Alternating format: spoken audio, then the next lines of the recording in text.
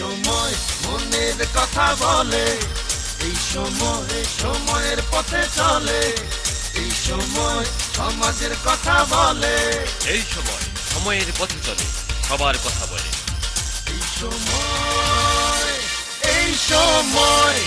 সকল ব্যবসায়ী নেতৃবৃন্দকে আমি আমার পক্ষ থেকে জানাচ্ছি আসসালামু আলাইকুম ওয়া রাহমাতুল্লাহি ওয়া বারাকাতুহু।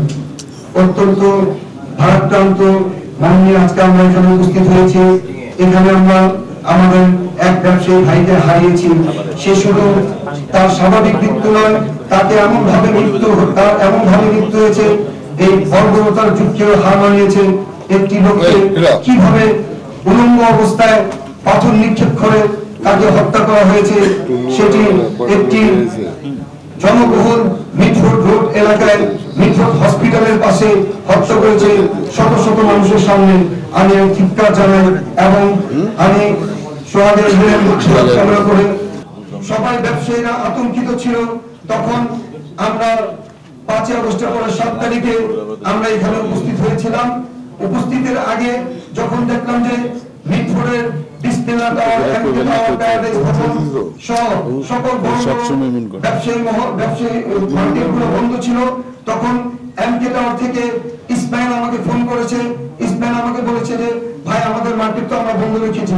তখনই আমি নলগোলা থেকে সিনিয়র নেতৃবৃন্দের সাথে পরামর্শ করে আমি সাথে সাথে সেখান থেকে নলগোলা থেকে প্রতিবাদ মিছিল নিয়ে মিটফোর্ড, ইমামগঞ্জ, নওগোলা, মনিবাজার, চকবাজার আমি প্রদক্ষিণ করি এবং সেই সাথে এনায়েত ভাই, বশির ভাই আমাদেরকে যথেষ্ট সহযোগিতা করেছেন এবং ওনারা আমাদেরকে আশ্বস্ত করেছেন যে আমরা ব্যবসায়ী সমাজ যেখানে যাদেরই কোনো অসুবিধা হবে সেখানে ওনারা আমাদেরকে সহযোগিতা করবে এবং প্রয়োজনে ওনাদের নাম্বার এবং সেই সময় সেনাবাহিনীর নাম্বার আমাদেরকে দিয়েছিল।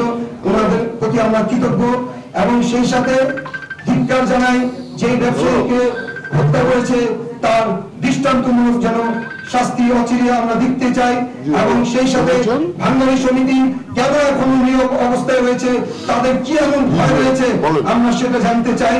তাদের কি এমন ভয়ভীতির মধ্যে রয়েছে, তাদের তাহলে এই অ্যাসোসিয়েশনের দরকার কি?